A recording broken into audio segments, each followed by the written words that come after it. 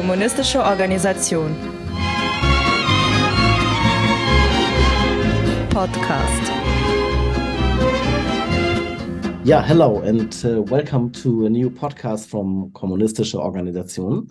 We are very happy to talk today with Tings Chak. Hello, Tings. Hello, nice to be here. Tings, I just make a short introduction and then we talk about Dongsheng news and other interesting things.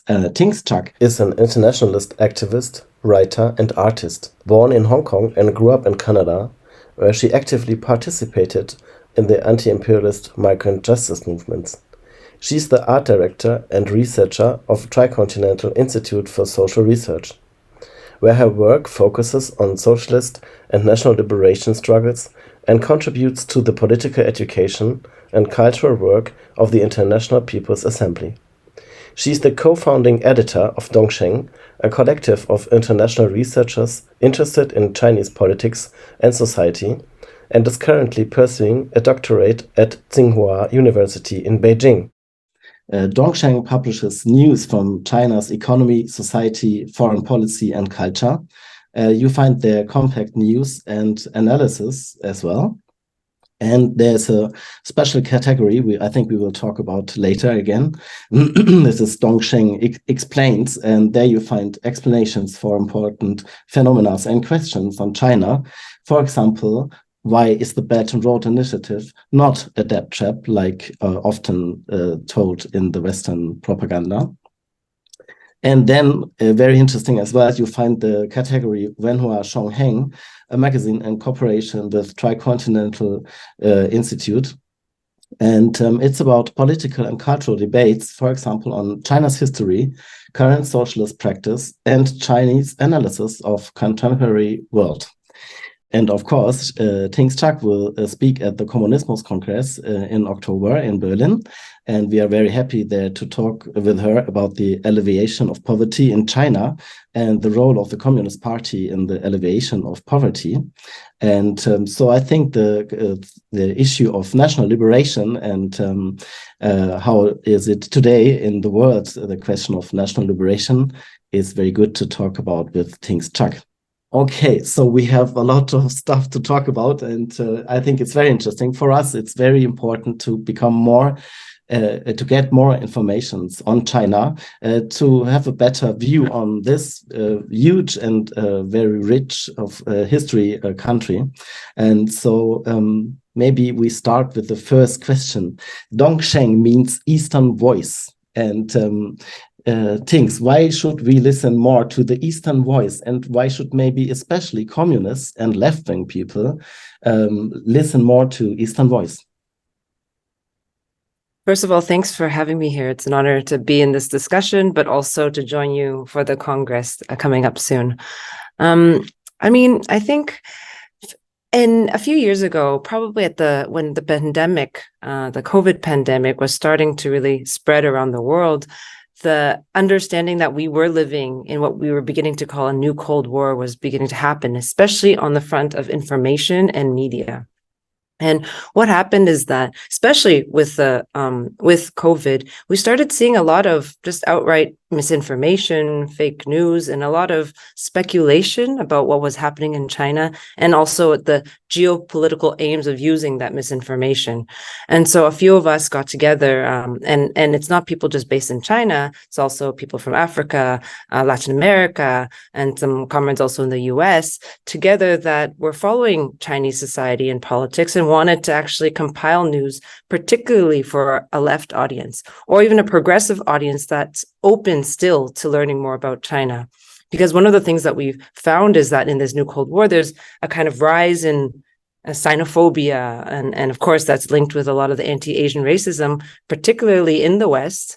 And these narratives about, oh, China must be an oppressive, authoritarian state.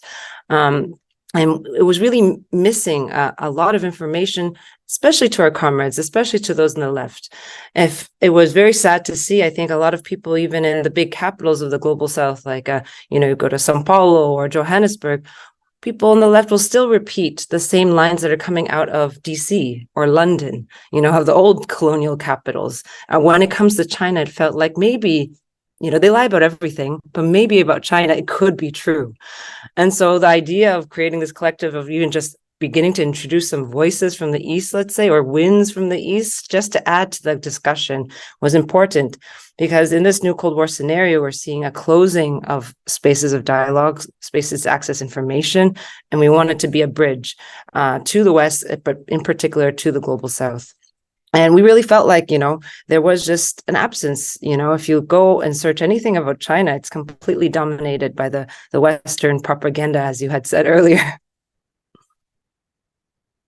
Yeah, that's absolutely true. It's an interesting phenomenon that's a huge country with such an important role in the world.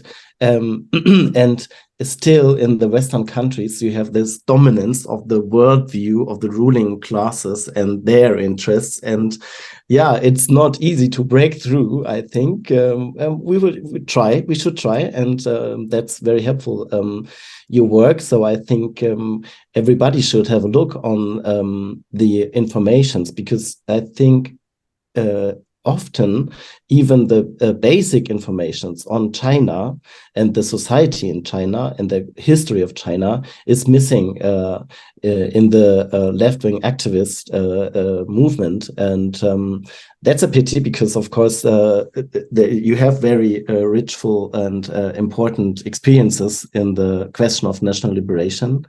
And so maybe I think the view now is that China is the next capitalist country rising up.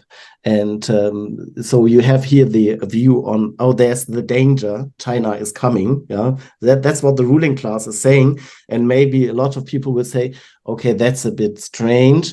But yeah, okay, I mean, it's a capitalist country and they are coming, maybe. So what would you say is the role of China in the world today? And why is it not just the next capitalist rising up country? I think this is a good one, because I think there is, because of that misunderstanding propagated by the West, I think the left gets confused too, and oftentimes quite quickly jumps to sort of criticisms and condemnations around the socialist transitional process. And we see that a lot. I don't think this is something just about China, but China is a scale that, for example, a Vietnam or a Cuba or Venezuela won't have. But I think we see similar arguments that are thrown against, let's say, real existing socialist experiments. And I want to emphasize the part about experiments is that there was no, rule book, guidebook. And even if, no matter how many times you read the Communist Manifesto or Das Kapital, you won't have a pathway. Actually, citing those things, very much our great leaders of Marx and Engels wrote in the Communist Manifesto that creating socialism is about this wresting by degree all capital from the bourgeoisie. But how does that look? And what does this transitional socialist phase look? And I think there's sometimes a lack of historical patience for what China had to do and is trying to do still. I guess maybe one of the things, it's always important to give historical context, because where we really did make revolutions were extremely poor countries, underdeveloped because of hundreds of years of colonization. How do you transform overnight, or think you can transform overnight, the questions of that 100 years of brutality? You don't. You have to that let's say that period of transition where you still have capital in line with a state-led project under the guidance of a communist party is actually much longer than we might have assumed. And so even this is the same thing. When we looked at the first 30 years under the leadership of Mao Zedong, we basically abolished private capital. We implemented the major social, economic, and political transformations to ensure, for example, that land was redistributed, that we had doubled the life expectancy of an average Chinese person. We had basically made a largely illiterate society into a largely literate society. Huge advances. So I think that part of history leftists know more. But I think leftists understand less is what happened and why the next phase of the opening up and reform was necessary. Because understanding in 1978, China was still a very poor country, and without access to private capital, without some level of integration into the international world market, without basically getting some of the knowledge and technology that the West was able to develop off of our backs, really off of the backs of the former colonies, we wouldn't be able to develop a modern society, and let alone a modern socialist society. So that's very much still in the phase today. And sometimes I want to, urge the impatient Western leftists to have a little bit more patience. And also, I think, get out of the books a little bit, get onto the streets more, and also push forward for that socialist revolution in the West that we also very much need. That would be really nice to, it's important to see, okay, we have a struggle or a fight here. I think, okay, maybe later we will discuss about the contradictions coming up with the opening and reform phase. Of course, there are contradictions in Chinese society. And as you can see on Dongsheng and Wenhua Shongheng, the magazine, there's a debate about the consequences of this phase. So it's not like, no, we are not talking about it. That's also important for us to understand. I think one maybe big problem is that, of course, we need to understand the development in the historical line, in the historical problems of the communist or socialist movement worldwide. For example, maybe there's still not to ignore the problem that China in the 78 and later there was the split between Soviet Union and China, so it was maybe not the possibility to build up the socialist camp very strong, and so it would not have been necessary to bring in capital from the West to get the development of technology and the productive forces. That's maybe just one element to understand how was the situation and what is the problem you have to deal with it, and cannot just ignore it.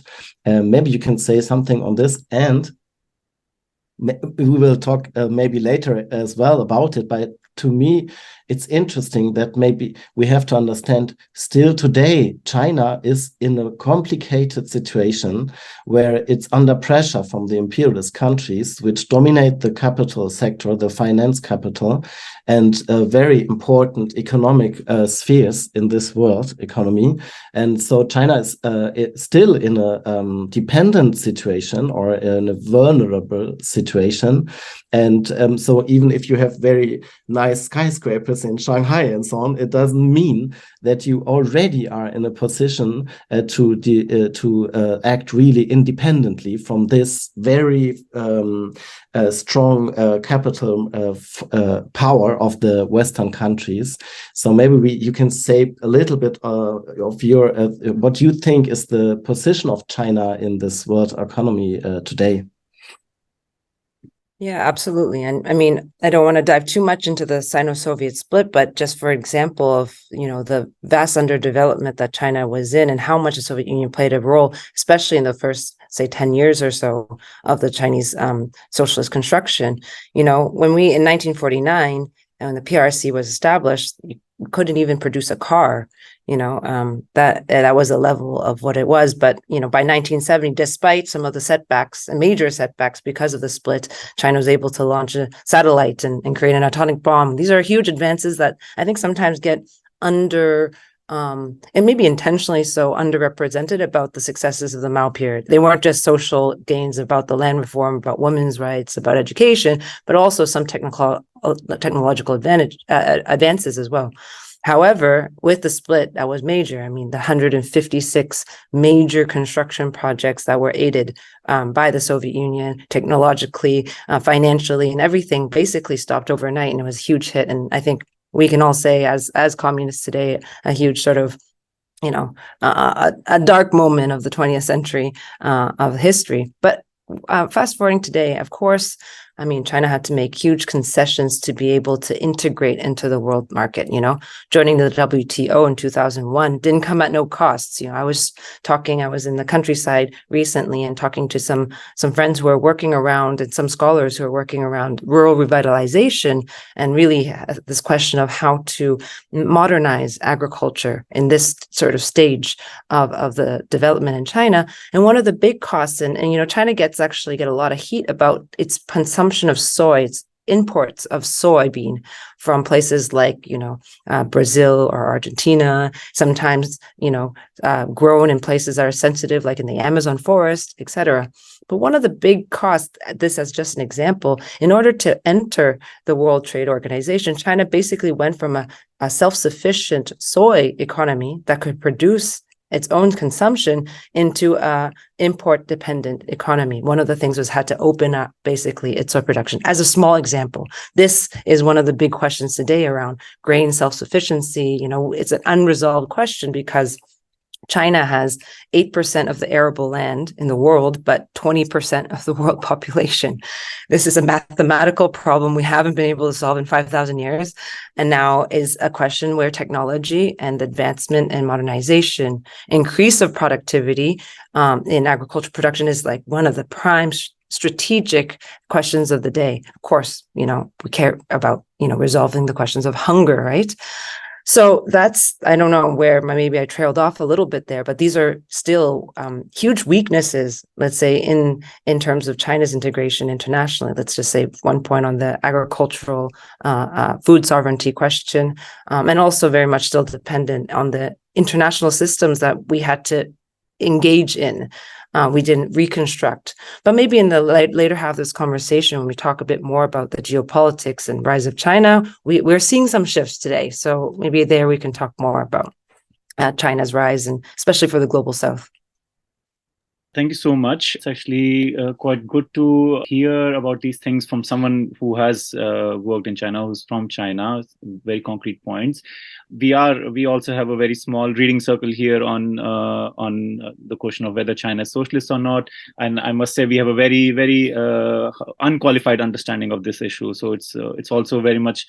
I realize it's such a big issue. It's difficult to understand how to begin with, but maybe you could tell a little bit more concretely about what were the concrete conditions or concrete needs during the 1970s, late 1970s, because of which these reforms were necessary. The things that you've already mentioned, that is something that you very easily come across, like here in the West also, but maybe it'd be good if you could elaborate on those points a little bit more. And then a little bit on the question of this productivity and the question of hunger in China. I think this is something also very similar to India also, for example. I think India in its agricultural or hunger, fulfilling the needs of the people is reaching the limits of basically modernization. And here I have a question. What is or can you talk about the program of how China is looking to deal with the question of hunger in China? Is it just modernization, or is it more structural planning, such as collectivization of farming and such? Absolutely. I mean, I think one of the things, it's a kind of endless debate about whether China is socialist or not socialist, or is it something else? I kind of almost feel like, it's in socialist, my own sort of conclusions, but it's not a conclusion in a finite sense, is that sometimes those categories are insufficient to describe the complexity of what Chinese society is today. It certainly has socialist elements as the strength, like as the core.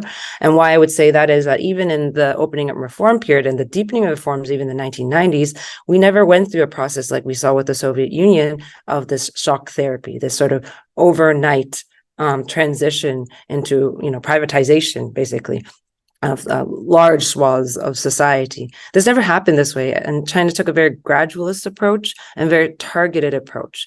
And so one of the things is starting with the surrounding areas, not really with the main central strategic areas. And what the translation is called grasping the big. So hold on to the big and letting go of the small. Very much was that. So till today, even though we have many areas, for example, technology being a big area, but at the time was not a major strategic engine, were privatized. But many of the areas were never privatized. For example, let's look at energy, for example. The banking, was not. So a lot of the key strategic areas have always remained in the hands of the state. So we have to look at the particular areas and why. And that has been really essential in maintaining sort of the state planning aspects and also the socialist character or orientation under the guidance of the party. On the question of, your second part was around a hunger question, right? So it's one of the things I think we'll talk more about at the Congress is how much the food question was part of the targeted poverty alleviation program, specifically in the last 10 years. In fact, that was one of the what are considered the no worries or the guarantees within that program is that you don't have to worry about food. And so one of the things is we've seen impressive increases in the rural countryside around increase in nutrition. Average height of children have surpassed actually many of the places in urban areas. So many of the inequalities between the countryside and the city have basically been resolved. The question of hunger has been basically resolved. And within those programs, and when we can talk to the details more of how to ensure that those places that were sort of left behind, you can say, during the first decades of the opening and reform period have other means to create food security, but also the state has to come in to provide basic, for example, school programs where they feed the children. And that was a massive program, particularly in the countryside. So it was very targeted depending on the specific needs. I don't know if I answered your question. Yeah, maybe I want to bring in just one thought, or what I recognize is that often in left-wing debates, there is no understanding that, for example, a country like China, or I think every socialist country cannot just exist on its own. Even the Soviet Union, which was really a huge country and a specific time together with China, still was not dependent maybe, but in a relation to the capitalist world market. And so the thing to understand in the situation like 70s, 80s, that there is the question of how to integrate in the world economy is a very important question, because there's not always the possibility to develop everything on your own. Maybe there is one in the future if the socialist countries are strong enough. Of course, they will do it then. But if not, then you have to think about how to do it and how to become technologies and so on, which you need to develop your productive forces. And that's still, I think, today problem, or not easy for China, for example, the high-tech chip technology and so on, where the US is still very dominant and still using very hard measures to have China under control and to push a pressure on China. Yeah, so I think that's important to understand that it is not always easy if you want to develop your country and to change the living conditions of the masses of the people. And the second thing maybe is what is often not known maybe is that still in China, the role of the party and the activities of the party are very important and very different from capitalist countries. Maybe now today we cannot talk about all the details, and I still have a lot of questions about it. Also about the planning elements. Are there the planning elements? How do they work? It's absolutely not clear to me, but it doesn't matter. I want to learn it. I want to understand it. I just think we need to see all the contradictions and to understand how is the maybe struggle inside of this development, maybe between working class and other parts of the Chinese society going on. Maybe there's a kind of, debate and different positions and interests inside of this process. It's possible. Maybe you want to say something on this? Yeah, I think this is actually really urgent debate right now. And from the experience within China, I mean, even in the opening up reform process, when I said it was also gradual, it was also geographically targeted. The country was not evenly developed. It doesn't have the exact material and historic and conditions and natural resources to do the same exact thing.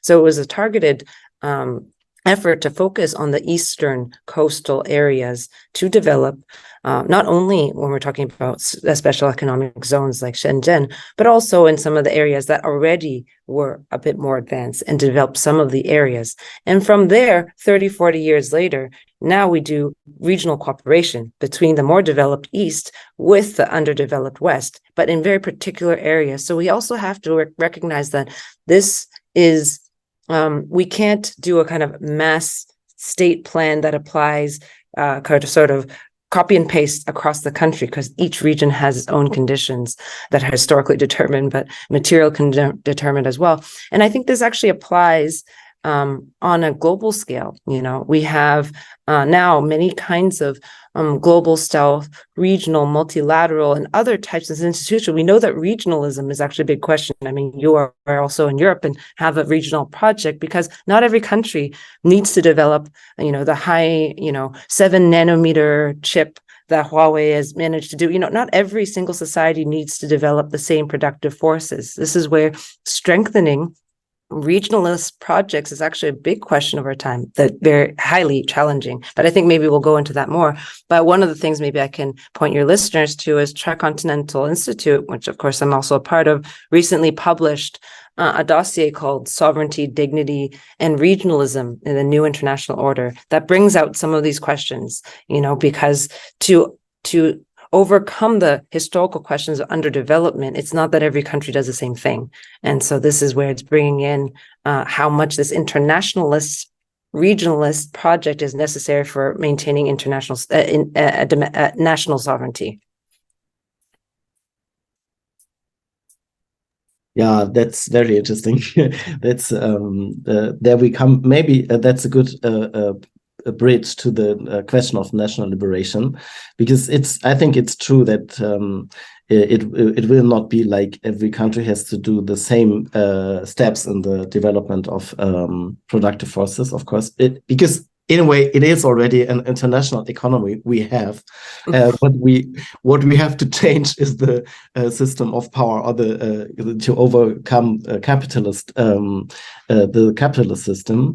And so maybe, what do you think? How is China's development linked with the fight against imperialism, against oppression, and for national liberation and socialism? No, this is a fantastic question, and I mean, I think it's the hope for many of us socialists, for that China's rise does mean, a weakening of US-led imperialism, but also a possibility for another path for other countries that are still looking for their sovereign development, even after the official independence of the countries. One of the things I would say, there's 2 points. One point is that there is internally an interesting sort of anti-imperialism that is being revived within China because of this moment. The deepening of this new Cold War situation really began with the trade war under Trump, but really has continued and deepened under Biden, has actually awakened a sense of, that a century of humiliation, as we call it, the real experiences under the domination of imperialist powers, where China emerged from one of the biggest economy in the world to the 11th poorest economy in the world per GDP per capita. And so there's this understanding of that history that is also being revived now, as well as young people. Actually, young people are starting to use the word. Some of them that were, born already in a wealthy or a relatively developed China, like born in the 90s or 2000s, are using the word imperialism for the first time because they're seeing the contradictions, not only of the US society, of the West, but they're also seeing it for its actions. And so this is kind of a new moment we're seeing, whether it's in popular culture or young people reading the selected works of Mao Zedong, specifically on protracted war is a very popular text right now. There is this understanding, oh no, we're not the country we were 100 years ago that basically could just be, like taken advantage of by the imperialist forces. There's that internally.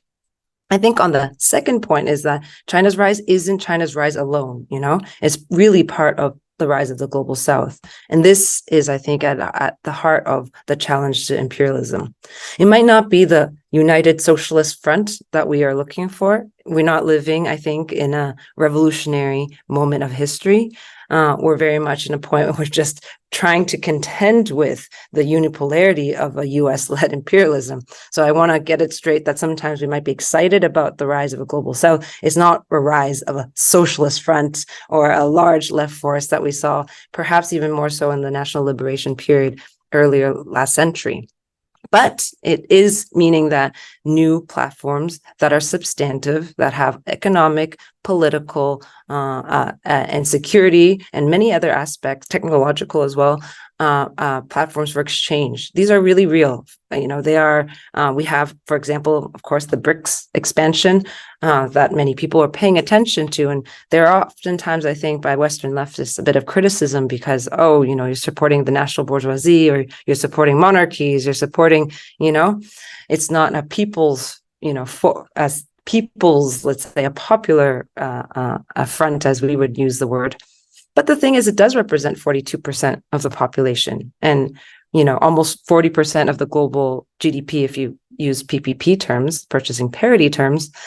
This has already surpassed the G7. So this is a force to be contend with. It represents a large swath of the world and a possibility to have, let's say, access to different types of resources and different trade agreements, and perhaps a process to disentangle just a little bit from the international financial systems, all the discussion about de-dollarization, or at least a common currency, or even just the fact that two sovereign countries can trade in their own currencies instead of through the US dollar. I mean, these are practical and urgent questions when we're talking about defending national sovereignty. We know how much the dollar has basically been a stranglehold over the rest of the world. And how did that come to be? That is one of the main arms, let's say, of US imperialism. But we can go on, I think, and talk about what the BRI right now celebrating, the Belt and Road Initiative, celebrating 10 years. Now we have 140 countries at least, mostly from the global south, that have another alternative that clearly the World Bank and IMF did not offer, and it's not the structural adjustment programs that were of the neoliberal period. It's a different option for real development. We're talking about bridges and ports and getting 5G electricity. You're talking about large-scale development that there is currently not another alternative for most developed countries in development to access. So these are urgent questions right now. And of course, I would say for us who are socialists, who are people in organizations and parties, our job is to mobilize to push this progress forward, but also to the left, because the contradictions around, the national bourgeoisie and the people's struggles is within the nation that need to be also resolved and pushed forward. And there's sometimes an expectation maybe that China will go and resolve of the questions and internal contradictions of each society, but it's not in China's, DNA, nor will it be very, very advisable, I would say. Ankit, if you want to say something, just intervene. Yeah, if you want. It's very interesting what you're saying. I have actually a lot of questions, so maybe Philip, you just continue with the questions. Okay. Yeah, maybe I think as well. It's very interesting and very important for us to understand more. And maybe that's one of the most important, how you want to say, messages, yeah, for us and for the Kommunismus Congress and for the things we are doing now is, hey, we have to look much more better on these things and to understand these things much more better. It's not okay just to have a superficial view on it and to say, because maybe the Chinese government is not acting symbolically like the Soviet Union for national liberation and socialism in the world. Yeah, I mean, that's true. They mostly, as I can see, don't do it. Yeah, but maybe there are reasons for it, and it's not maybe so important, or it's something we can understand too. But what I want to say is that we just need to really understand the development and the contradictions inside of this development. And the Belt and Road Initiative, in my view, is very good example for this. I did some things on the Belt and Road Initiative. I read some things, and first point to understand is that the whole countries around China and the countries in Africa, they don't have the infrastructure to have a commerce between them, to have transportation between them. There's no possibility of economic development between these countries. They are all are oriented to the northern and western markets, and to bring the resources there and so on. So it's like really colonial structure of the economic infrastructure of these countries. And the Belt and Road Initiative is the possibility to change this orientation of the economy of the countries, and it's very important. And so I think we will have more things to understand what is really going on there, and what are the steps doing China. Because this is the question: what is the role of China? And I think, of course, China plays an important role because it has more economic power than other countries. It's a huge country. It has a developed labor productive force, which enables the country to go on more steps. Maybe I give one example. It was impressive for me because in Pakistan, China built 5 power plants. And it was the first time that Pakistan has a stable power infrastructure in the country. The first time where they can use electricity, to build up industry. Okay, and it has been a coal power plants, and then the world market price for coal rises, and it was not possible anymore for Pakistan to have this power plants to use them, because it was too expensive, the coal price. So you can see again, there's a good infrastructure investment of China to bring Pakistan in a situation where it can develop industry, and then still there's the dependency on the world market of the prices of coal and so on. So it's really hard situation. So I just wanted to say we really need to understand in detail the development and the contradictions, and not just say, for example, Belt and Road, that's like other imperialist countries in the past. They wanted to build their infrastructure too, to break into the market, and it's just not true, because it is in the interest, and the countries on their own decide what they want to build, and then it will be built. That's a very important difference, because it's the countries on their own can decide what is important for their development. And so maybe it's just again to say, hey, have a better look on it. Yeah, absolutely. I think this is a crucial question of our times. Let's use the example of Africa, because that's where I think it's most used often, that says China is a neo-colonial force, that this is an imperialist project there. Okay, so Africa has at least 100, I think it's 100 million in infrastructure deficit every year. So Africa has a huge amount of infrastructure deficit. Where does Africa go to and to be able to access both crediting, but also in terms of financing and also the technology and the skills to do so?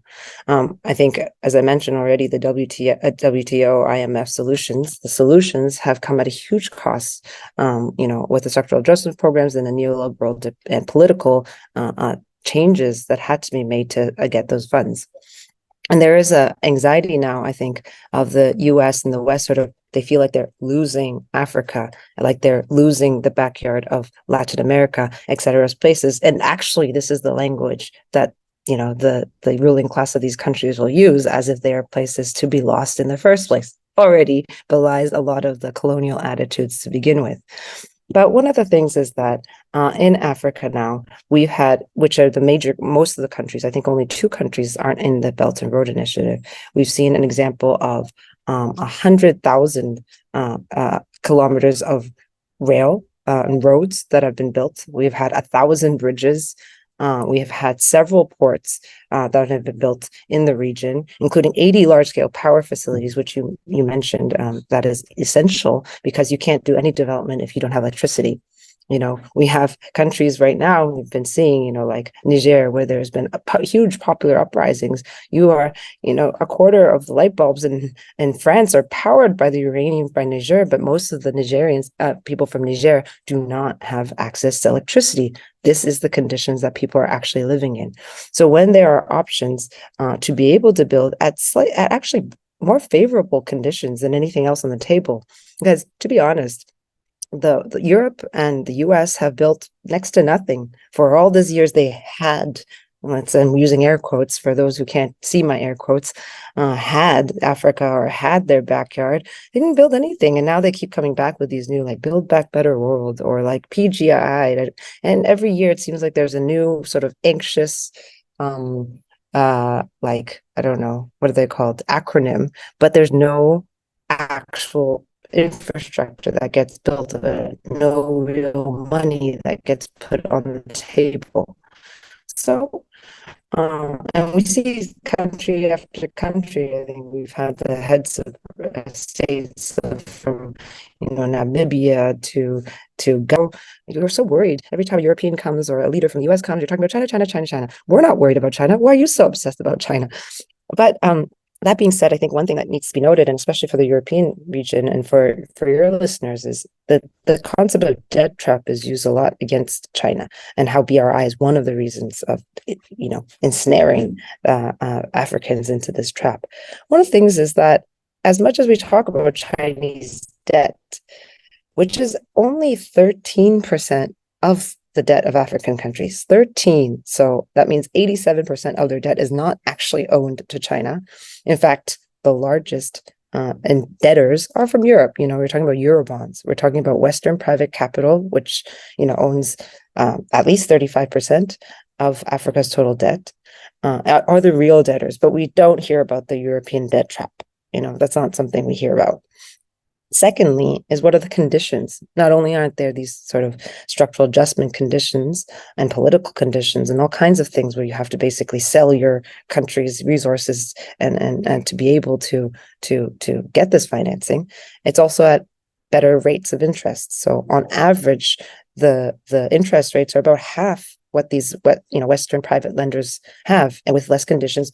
Often, and we saw in the case of COVID, more forgiveness, in terms of delaying or suspending or even forgiving debt and debt repayments.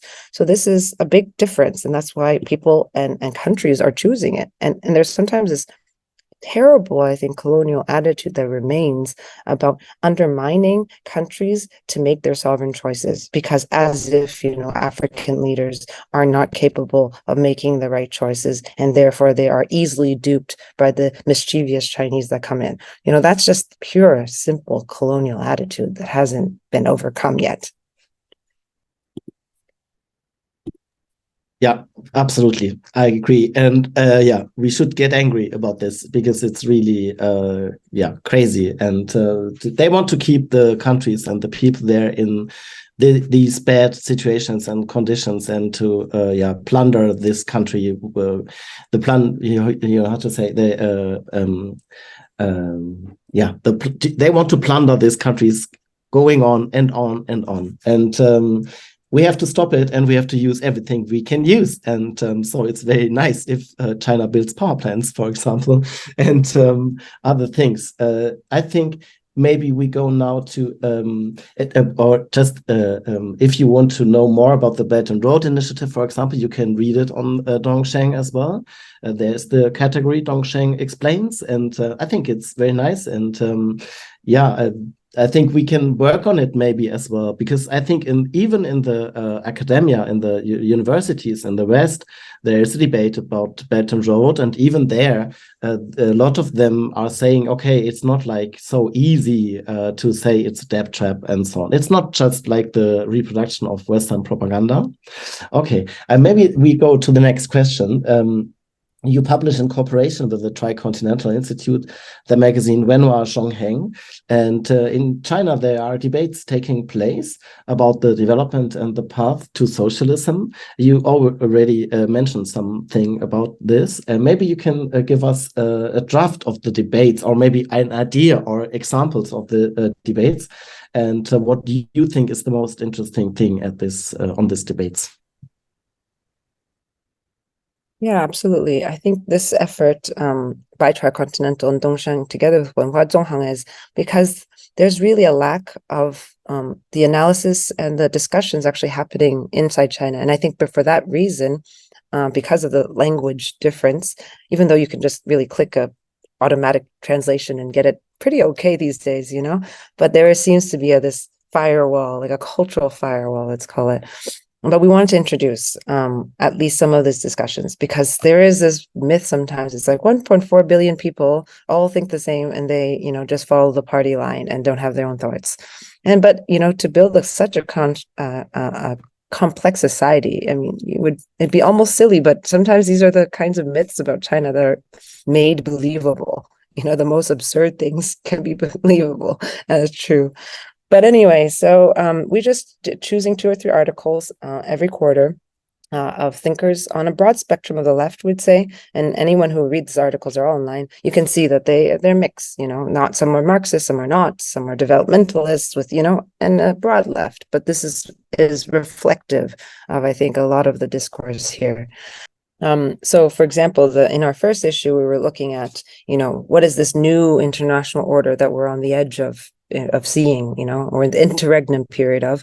The first article of that is a scholar talking about looking at the Chinese perspective of 5 centuries of global transformations, and how is it that we understand the terms empire or imperialism from a Chinese perspective, and how China's rise is very much distinct from, even in a period when we had still the monarchy and the Qing Empire, is very distinct from the rise of the Western powers that were linked to 500 years of genocide, slavery, colonialism, and what we see today as the West has grown out of that history of empire. So that is very interesting kind of discussion, and the just the subtleties of how we understand the word empire, and we have the second issue, which is focusing on the path from extreme poverty to the future, which is socialist modernization.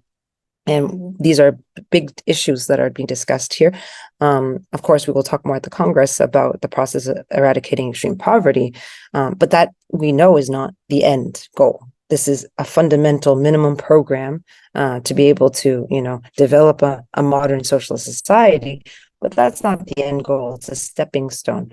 So here are thinkers that are looking at the different stages of the socialist process. One of the scholars wrote about socialism 3.0, and that we've had the 1.0, which was the early socialist construction under Mao Zedong. We had the 2.0, which is the development of the productive forces under Deng Xiaoping, and we are now in the 3.0. And so this is quite interesting, because this is now the period towards a socialist modernization project, as distinct from the Western modernization project. Up until now, the West has had an hegemony over what does modernization look like for the developing world or for the global South, that comes with all these sort of political, economic, and cultural values that might not actually be resonate with the realities of most of the third world or former third world. Today we call the global South. And next, we're just finalizing the issue now. It'll come out next week, is the 10-year of the Belt and Road Initiative, but with a China-Africa perspective. And in here, we also try to look at that relationship has been built on multiple decades. It goes back to the 1950s, 60s, but at the height of it was, early 1970s, when we had Nyerere in Tanzania, to Kenneth Kaunda in Zambia, and we had Mao Zedong here, building the Tazara Railway that basically was a pathway for Zambia to reach the ports and bypass the white minority governments that were still surrounding Zambia. But we're trying to make the connection as well that today's Belt and Road Initiative has a history. It might not look like the sort of internationalist solidarity from a communist tradition outwardly, but has a root in many decades of trying to, in solidarity as developing countries, as countries emerging out of a colonial situation or a semi-colonial situation, and develop. And there is a continuity. At that time, in the 1950s or 60s or 70s, China could mostly just offer political solidarity, ideological solidarity. There wasn't much material solidarity we could offer. Tazara Railway was one of the unique moments where, huge resources were put in to support that project for national liberation. But today, China plays a very different role. It's the main trading partner of almost every country in this world. It has huge economic, political, financial, all kinds of responsibilities in the world, but at the same time offers different kinds of solidarity today. And we should think about the necessity to develop and China's at least being able to make possible some new platforms, so accessing finance, accessing technology, accessing the know-how is an important aspect of really the future of protecting national sovereignty for the global South countries. Yeah, that's very interesting. I really like it that you started to publish these debates and the articles, because that was something we understood maybe 1-2 years ago, that I think Vijay Prashad said in one of his podcasts, the really nice podcast, there are some left-wing or Marxist people in the West, and they talk about China, and they even don't know any debates going on in China. And we thought, yeah, it's true. We don't know it, and we have to know it. And so it's very nice that we have now a more easy possibility to read this stuff and to discuss it and to take questions on it, of course. Yeah. And so I think now in this talk we have now, to me, it was interesting that, on the one side, it's true, like you said, there's not now the Socialist Front already, which is fighting the victory in the world. Yeah. Okay, that's true. On the other side, it's not nothing which is there already. It's not meaningless for a lot of countries and people. And this is, I think, both things happening at the same time, maybe in some debates. Yeah. So no, it's not socialism because it's not like we want to have it. Yeah. And it's nothing happens really. It's nothing. There are no changes in this development. And this is a big problem, because then you cannot see what really going on and how is the fight going on, because of, yeah, it's true. It's not socialism or already the perfect stage of socialism, or how you want to call it. Okay, it's true. We have to fight for it, but how? And if you want to know how, then you have to know all the details, the conditions, the developments, the history, and so on. Yeah. So that's very nice to have to build a bridge now and to have the Eastern voice and to understand better. And I really hope for debates and discussions. Yeah. What do you think? Do we want to go in one more question, or is it okay for here now? I mean, I think we can still do the contradictions, because I think it's an important one, because I really don't want to not talk about that. Yeah, very nice. Okay. So I think you already said as well now in this podcast that the development of China is full of contradictions, and the situation is full of contradictions.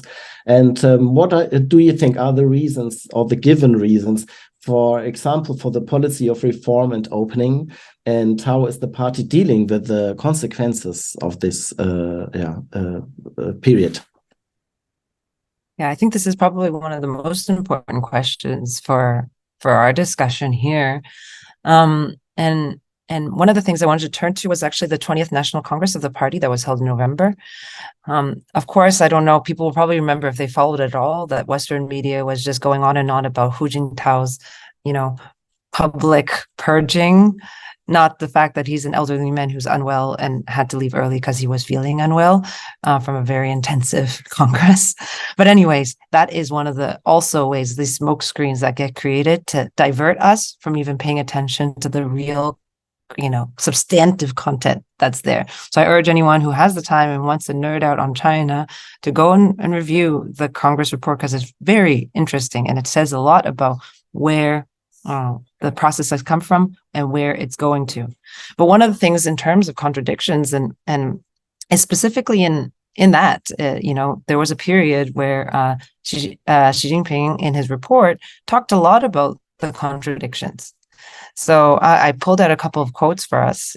He said that, and I'm quoting him now, that a decade ago, the situation we faced was that, okay, we had great achievements that had been secured in the reform, opening up, and socialist modernization. At the same time, however, a number of prominent issues and problems came up that demanded urgent action. Then he goes on to list in several areas. Some of it, he said, the lost confidence in socialism. So, a lot of people in the West, I think, also felt like they lost confidence in the socialism in China. This was one of the things he talked about, that people had lost confidence in socialism. And then he talked about party leadership. And he's a quote too, a slide towards weak, hollow, and watered down party leadership. Pretty heavy words. And then he also parted about culturally. He said there was money worship, hedonism, egocentricity, historical nihilism. These were deep-seated problems. And he goes on to talk about development. He says that there was a development process that was imbalanced, uncoordinated, and unsustainable. So these are pretty harsh words, even, the least sympathetic, China watchers you talked about would probably use those kinds of words. And then he, goes on to talk about, but I think it explains that there were huge costs that came with the opening and reform period. It did produce, for example, detachment politically of the party from the base, from the grassroots, especially in the countryside. There was a rise as particularly around corruption at different levels of society, and this was felt by every common person.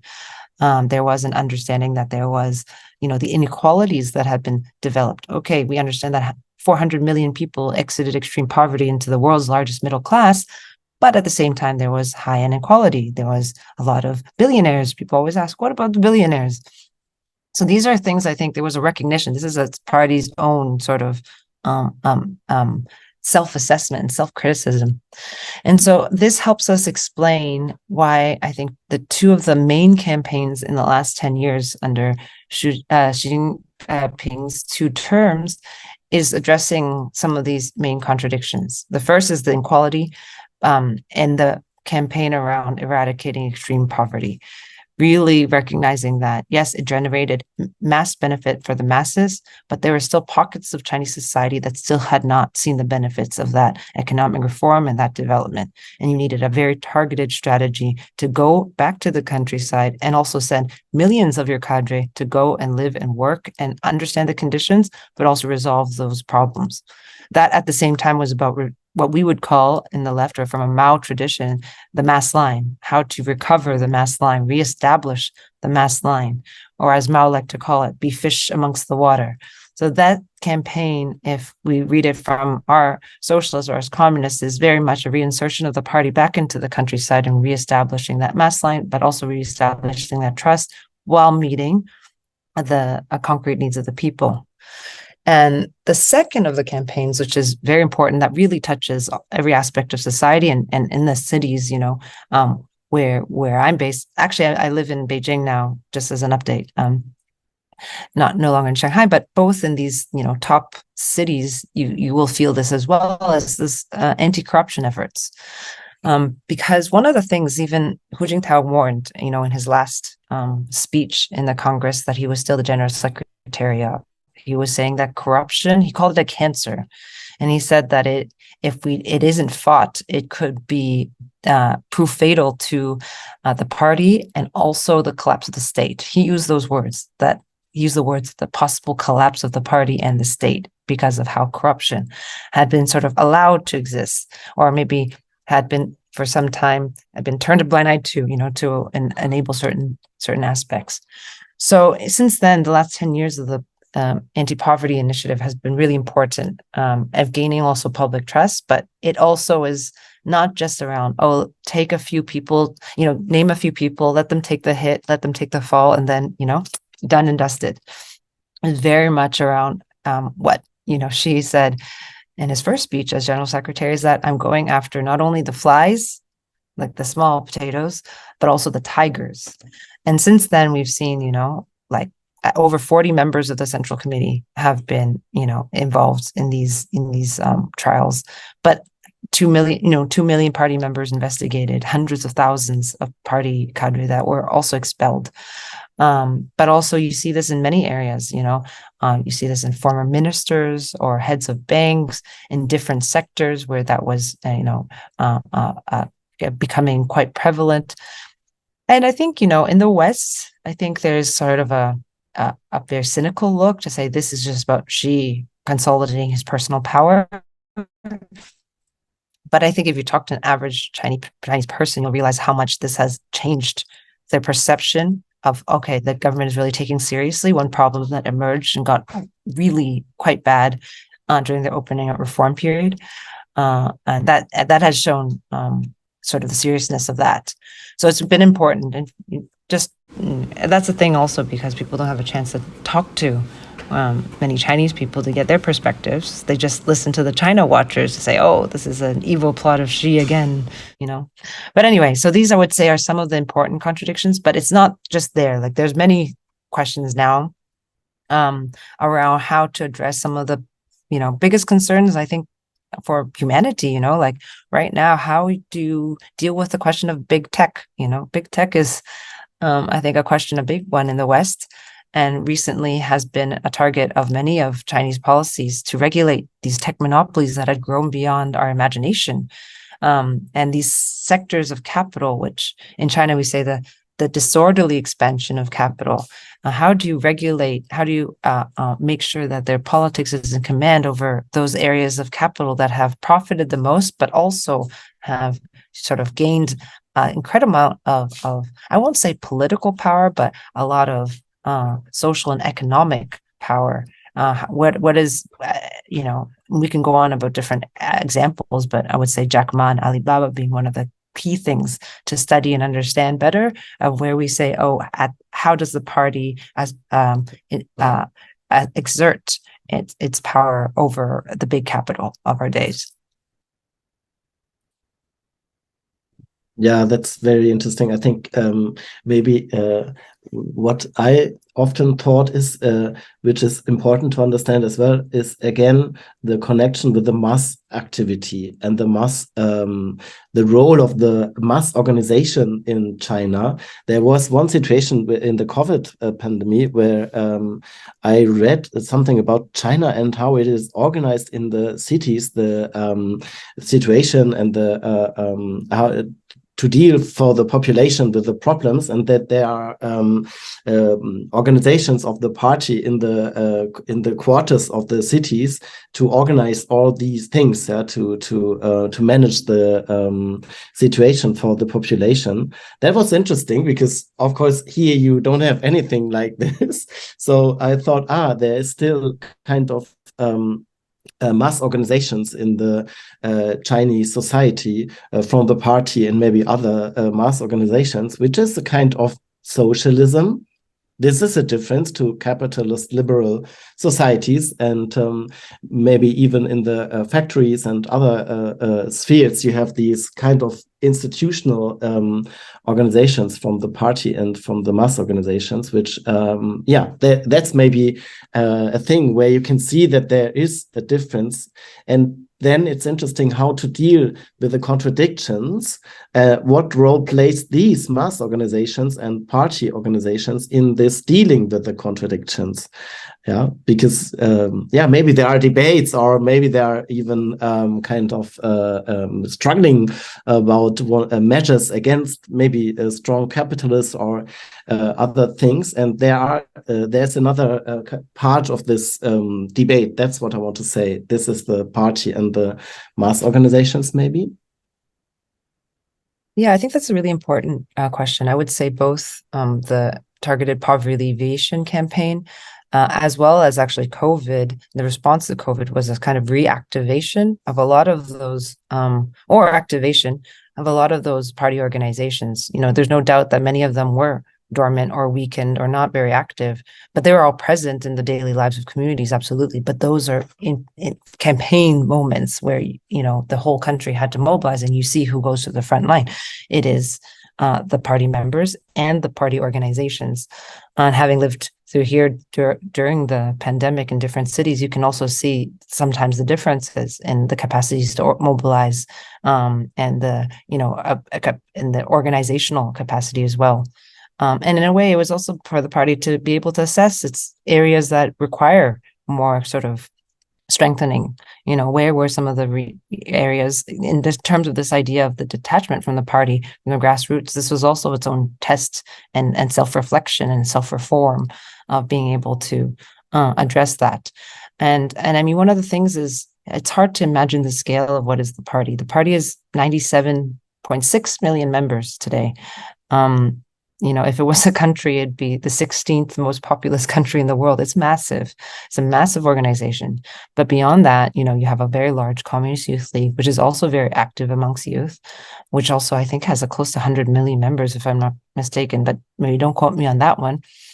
But then also there are 5 million organizations, are called social organizations here, that exactly are throughout society. It's from the community, levels, who you go to when you have a community problem. They're at every corner of every community, that were the main force for organizing the anti-pandemic groups, agricultural groups, workers groups. This is really, these are organizations that, and times from, some are more active, some are not, some are more mobilized, some are not, but it's a massive,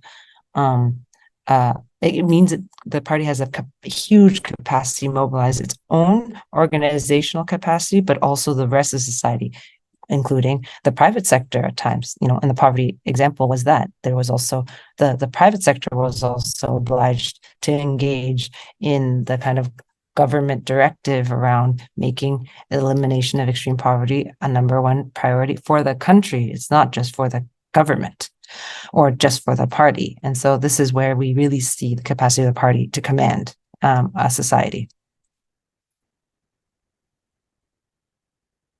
Yeah, I think maybe again, we have to understand that for a country like China, which is still in a kind of development path, if you have a strong state and strong mass organizations in society, you have two things which are so important to defend your national sovereignty and development. And a lot of other countries don't have these kind of strong state and mass organizations in the society. And that's, I think, important to understand at all, that the Western countries, the imperialist countries, they don't like poor countries with a strong state. They really hate it, because a strong state gives them the opportunity to come out of the imperialist order. And maybe the contradictions, I think we can have more points of the contradictions, or more questions I have, and maybe we have, on these contradictions, of course. How far goes the planning element? How can we imagine a society where you have capitalist elements and a market economy, and at the same time a planned economy? And where comes it to contradictions, and how is it solved? Maybe you can say something on this point, and maybe I want to add one thing about it, because I think there's another problem in our debate in the European countries and maybe American countries, that if you have a big company you imagine it is the same character of a big company like in Europe. But I think it has to be different, because here you have a long development and tradition of capitalist development and capitalist monopolies and very big companies. And I think in China you have maybe big companies as well, but the character of them, I think, and the societal character is different. I think there are a lot of contradictions we have, or questions we have. For example, the contradiction between market economy and plant economy. And it's so hard for us to understand, isn't it the contradiction, how it works to have both? Absolutely. I think this is one of the big questions, because when I had mentioned earlier about, grasping the big and letting go of the small as being part of the ideas of how to do the opening up. But there is also a question of to what extent and how far does that opening up go? And so I'll give one example, because I had mentioned it briefly. We have, most people will probably have heard of Jack Ma, who ran Alibaba, or his larger conglomerate is Ant Group. What happened in there, because one of the things is the technology sector was one of the areas that allowed for the opening up, and mostly including, Huawei would be all private companies. They function quite differently, but they are private companies that are all the big tech that we've seen really emerge in the last 10, 20 years. When we get to a point, it's very interesting, the story, and I hope I don't go too much into it, but is that Alibaba had grew into much more than the logistics platforms that people might know of in Germany. It was $100 billion e-commerce online purchasing shopping platform, but it was also a payment platform. So here we pay a lot with our cell phones. We basically are a cashless society. It was doing something like 17 trillion worth of payments every year with 1.3 billion users. It was basically de facto becoming a bit of a financial institution, including a lot of micro lending. That had its own problems around, the predatory micro lending for people who are more susceptible. But it also was a company that owned media companies, film production, papers, it's huge conglomerate. And he amassed something like $50 billion worth of personal wealth. But very much so on the eve of when Ant Group was about to be listed on the stock exchange. Here we have a joint stock exchange between Shanghai and Hong Kong. It was going to be the largest, it's called the initial public offering when a company is about to go onto the stock market. It's going to be the largest in the history of capitalism. And 1 week before that, 2 weeks before that, the government steps in and says, no, we say no. And it is definitely something that has never happened in the history of capitalism. And this you would never see under a capitalist, society in the West, because you would never have the state come intervene so heavy-handedly. And of course, after that, huge investigations went in around monopolistic practices, many questions around the financial areas, where they were acting like a bank, but without being subsumed to the financial regulations, which in China are actually quite strict, and on a variety of aspects. And since then, the company has been basically broken down into 6 companies, each with their own, oversight board, different board of directors. They function separately. So they basically disaggregated a massive monopoly, and also a whole slew of regulations and other things like that. What I think is interesting is that there are different state mechanisms when you are living under a socialist state to intervene when capital has had this disorderly growth, as China is using to describe, where there are the worst sort of excesses of capital that are now in some cases harming the people, actually, whether it's about from the workers' perspective to just the user's perspective. And, we're not even going into the whole questions of algorithms and data and security and other things. But this is, I think, a very decisive moment when you see the state acting. Doesn't really quite answer your question, but it is a question of when you face that contradiction and it goes too far, what can the state do? This is something that are very specific types of state interventions that I don't think I know that a capital society does not have. the capacity to do. But on the flip side of how do you do state planning, but also be able to direct the private sector, I would say it's one good example is also very much witnessing when I got to go to the countryside around the poverty initiative is how do you direct private capital, their particular investments and different things around a concerted line that follows the government, the country's direction. So you'll see a lot of companies in this eastern area that we talked about that were more developed having to invest in certain particular underdeveloped Western regions. And not only send money and build factories or whatever it was, they actually have to send people there too, because they also help with transferring knowledge of how to run those factories. It doesn't just help to sort of airlift a factory and drop it to a countryside, but you have to stay at times for years, just like the cadre and the parties. But these are, workers from a private company going to an underdeveloped region and living there and working until that project succeeds. This is also an interesting, aspect of how does politics sort of command when there are urgent sort of state priorities that the sort of private capital also somehow falls in line. Yeah, that's interesting. I mean, maybe some people would say even in Western countries, you have changes in the structure of monopolies and, I don't know, decoupling specific groups if it's not in the whole state interest anymore. And I don't know exactly if this really happens like in China now, but that would be something we could prove, yeah, if there are similarities in imperialist countries. But I would just say to prove it, to find the more detailed difference between China and the capitalist countries or imperialist countries, because I think there's still a difference, and it's not the same. That's what I wanted to say before the question, that I think if you even have big monopolies or big companies in China, they are not the same like in the Western countries.